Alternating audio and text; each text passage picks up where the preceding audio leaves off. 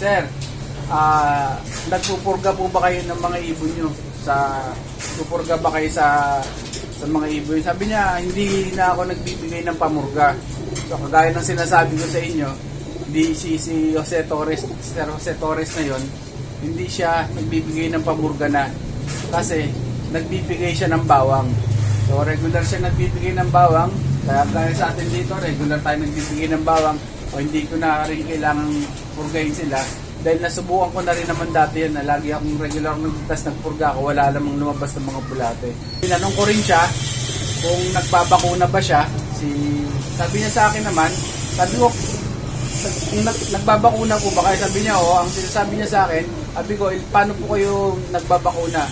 So yung kagaya ng ginagawa ng mga fancier na kagaya natin, ako, ganun din ginagawa ko. Pag YB sila, 1 month bago ilagay sa flyer stock, nagbabakuna na ako, nagbabakuna na. So, yun, ganun din lang kay Sir Jose Torres, kay Sergio. So, tapos, parang sinabi niya, 2 months bago ka mag-training sa club. So, yun na nga yun, na magbabakuna uli. So, ang sinabi ko, ano po bang bakuna yung ginagamit nyo? Ang ginagamit nyo lang yung bakuna, yung basic, kagaya ng ginagamit natin mga fancier.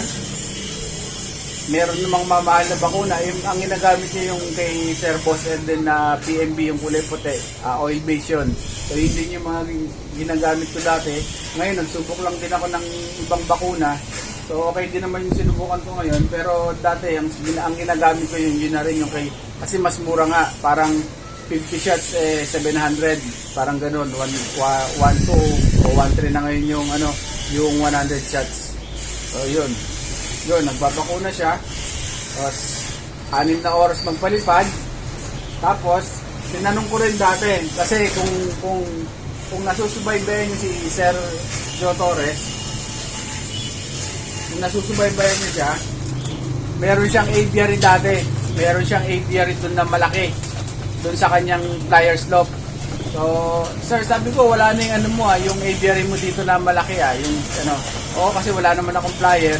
So, ang ginagawa niya, yung mga ibon niya na pang race, sinasanya niya lagi sa initan.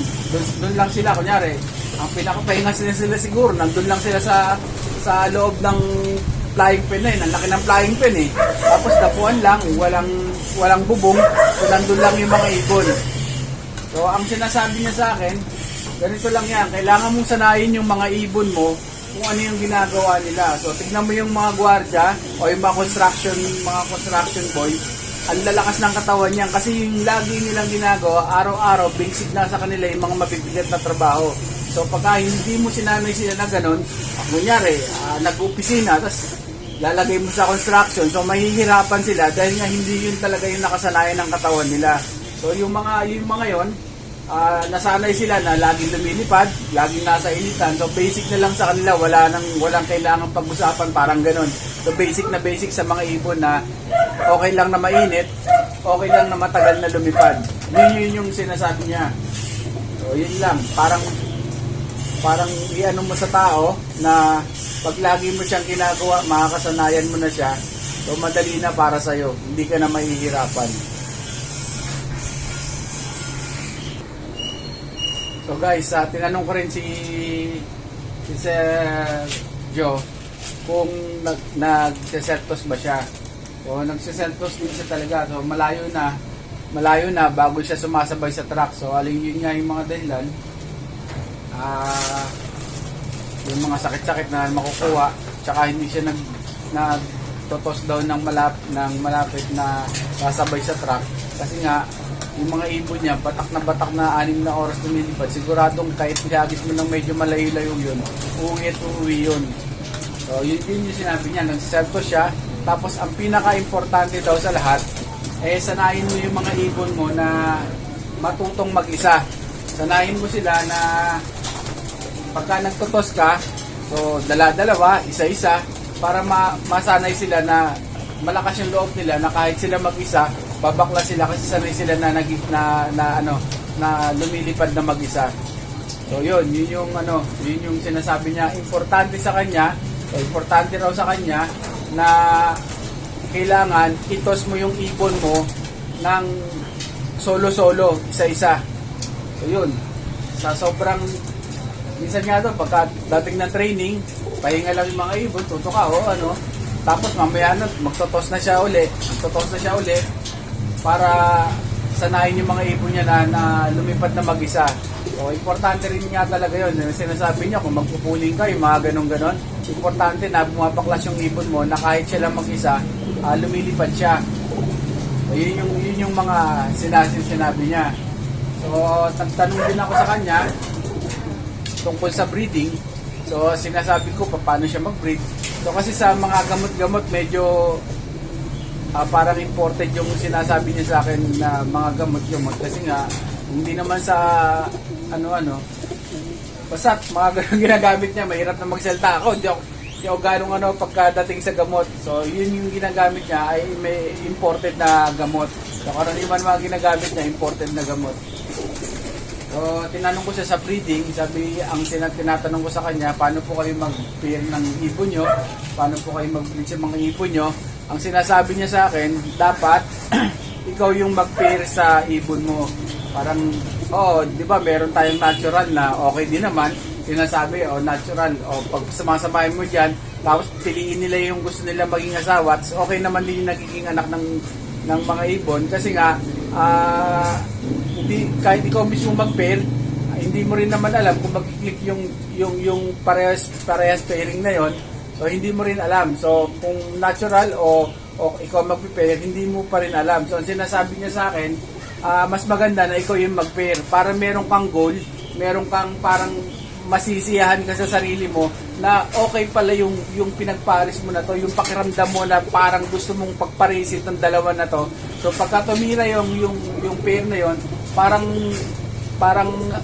yung sa sarili mo, yung maluwag sa sarili mo na matutuwa ka sa ginawa mo sa sarili mo dahil ikaw mismo yung nag-create ng pairing na yon. So, yun yung sinasabi niya.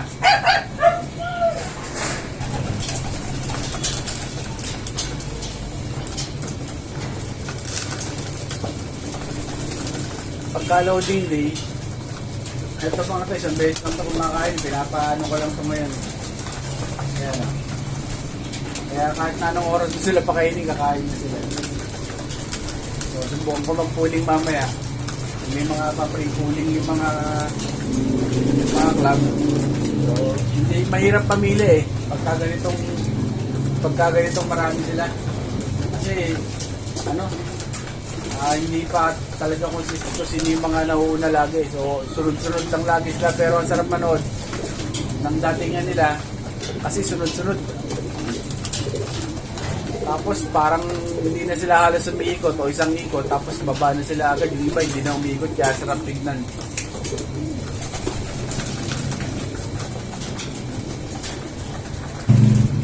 So guys, yung nakita ko lang na parang pinakakabuuan ng pag-uusap namin ni Sir. Masyadong marami pang na kaalaman. Parang nakita ko sa sarili ko, parang marami pa rin talaga akong kailangan matutunan sa pag-iibon. So yung mga na-achieve ko na mga yan, so marami pa akong kailangan matutunan. So yung sabi nga, yung pag-iipon continuous learning yan. So kung saan tayo nahihiyang na gawin natin. So si Sir Joe, kailangan palakasin yung mga ibon. Kailangan sanayin sila ng lumipad. So paano gagawin? Yun nga yung pinag-iisipan ko kasi, paano mo papaliparin ng ganong katagal yung mga ibon, kasi meron kasing mga na ganong katagal siguradong mananawa yung mga ibon. So hindi ko na itanong sa kanya yun yung ganon, kasi iniisip ko yun sa akin paano ko gagawin yung dalawang oras, 2.5 oras, kaya ko silang paliparin. Yung 4 na oras isang liparan, medyo alanganin sa akin yung ganon. So pero yung 2 oras na yun, 2.5 oras, so hindi ko kung sa sarili ko hindi ko ma-maintain yung ganon na lagi na ganon, na kasi mananawa sila. So timing lang din siguro ang sinasabi niya. So ang sinasabi niya, mas gusto ko bata kasi yung mga bata malalakas yan sila. So yung mga may nagkakaedad siguro, sinasabi niya rin sa akin na yung mga malalandi niya ng mga ibon yun, natanggal niya sa team niya. Yung mga tagparis na lalaki na natatapang yung mga nandito, yung mga tagpares, laging nagtinatanggal niya rin sa team niya. Kasi nga, siguro, makakahawa siguro ng iba o ugaliin yung iba. So, ang nakita ko sa ugali ng mga ibon niya, matagal na proseso yung paghawak ng ganong klaseng linyada. So, ang sinasabi niya, kung meron kang linyada nito na tumagos sa ito yung ibon mo, tumagos sa ulanan, sa smash. So, dapat i-keep mo yun na yun at huwag mo nang pakaulan. So, i-breed mo sila. Tapos, kung meron kang magagaling na mga ibon talaga, huwag mong i-out kasi nga, kailangan mong parimihin kasi ang nakikita ko na sinasabi ni Sir Joe, yung ugali ng ibon, yung ugali na niya at saka yung lakas ng loob, yun ang hindi mo madalang kasi yung proseso nun matagal. Yung ibon mo na malakas at saka malakas ang loob. So yun yung sinasabi niya kasi hindi naman lahat tumatagos sa ganun, kaya nga siya nagpanalo sa mga ganung sa mga ganung mga solo superset, mga ang lalaki ng pinarte niya dahil nga yung ibon niya, alam niya yung ugali ng mga ibon niya na malalakas ang loob. Yun, so yun yung pinabalik-balik niya, kaya nila line breed niya yun, binabalik-balik niya, yun ang mga nililipad niya kasi nga alam niya kung ano yung mga kayang gawin ng ibon. So kailangan palakasin yung mga ibon, palakasin mo ng palakasin. So hindi naman ganun-ganun lang. And ako, ito mga to, yan. Puro ano lang yan, puro herbal lang yan. So nagme-maintain ako, nag-aano ako ng puro herbal lang. Kasi nga, sa dami na ito, mamumulubi ako sa vitamins niya. Kung binavitamins ko yung mga yan, mamumulubi talaga ako. Eh, hindi naman ako big time, hindi naman ako ganun kayaman na pansier na talagang habi-habi lang. So ako, kailangan ko manalo para may pambili ng patoka. So yun. So yung mga big time ay baliwala sa kanila, ito yung patoka, ito yung ano, kaya nila lahat halos bilhin. Aalagaan na lang yung ibon, tapos lahat ng kailangan ng ibon na kahit mamahaling gamot, ibibigay nila yan sa kanila. So, hobby nila, para iba kasi yung pag sinabi mong hobby, yung nanalo ka, iba yung pakiramdam nun. So, pag nagkwenta ka sa ibon, huwag ka na magkwenta kasi nga, madalas pagka nag-iibon ka, medyo marami yung gastos. Pero pagka meron kang magaling na ibon, kaya nga sinasabi ko, kailangan meron kayong middle distance para pag magaling yung ibon mo, sali mo ng puling, hindi lagi meron kayong pambili ng patoka. So ako, mag-umpisa na naman ako. Itong mga ibon na to, hindi ko mga ibon to. Ilang piraso lang ibon ko ito, kaya nangangapa ako sa mga ugali nila. So sa mga tropa to, so sana yung effort na ginagawa ko sa kanila, so ginagawa ko lahat ng makakaya ko para sa kanila. So pagdating sa race, bahala na sila sa sarili nila, bloodline na magdidikta, tsaka yung takas ng loob nila. So ako, ang magagawa ko lang, palakasin sila. Gawin ko yung dapat gawin para maging malusog sila. O pagkatapos nun, pagdating sa race, pag nagawa mo na yung dapat mong gawin, 50-50 naman yan eh. Yung 50, parte ko. Kung ginawa ko sa yung parte ko, yung 50% parte naman nila. So kung hindi man pala rin, so at least hindi ka nag-guilty sa sarili mo, na alam mo sa sarili mo, ginawa mo yung mga dapat gawin para sa mga alaga natin.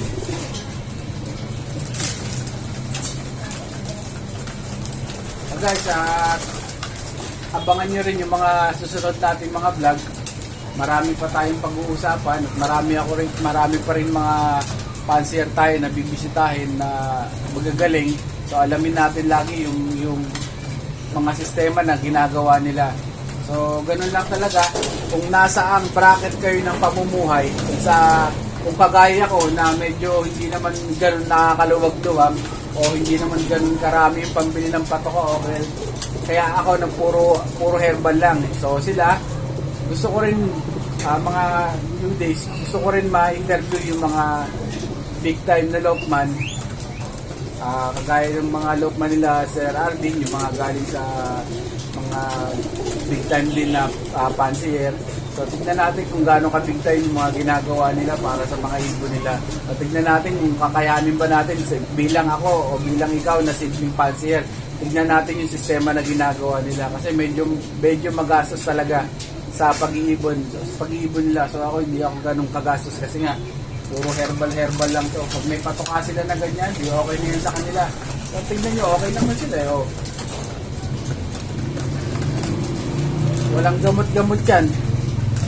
Malunggay, oregano, ano-ano lang yan. Bawang, luya. Kung ano yung meron, di mo naman kailangan pagsabay-sabayin. So kahit mag-alternate ka kasi magastos din yung mga yun. Pero maintain nyo yung malunggay. Kasi nga, pag malunggay, ano pa bang hahanapin natin? Doble-dobleng vitamins ang content ng malunggay. So, tignan natin itong mga to. Samahan nyo ako. Naka-tatlong toss na tayo sa club na walang nawawala. Kompleto yung ibon natin. 50 to eh. So, kompleto yung mga ibon natin. Nagtos ako. Kompleto pa rin. So, sana walang mabawas sa mga panlipad natin. Good luck sa may mga ano dyan sa may mga nilalaro ngayon. What's up, mga kaibon? Please like, share, subscribe, and don't forget to hit the notification bell down below para ma-notify kayo sa mga bagong videos namin!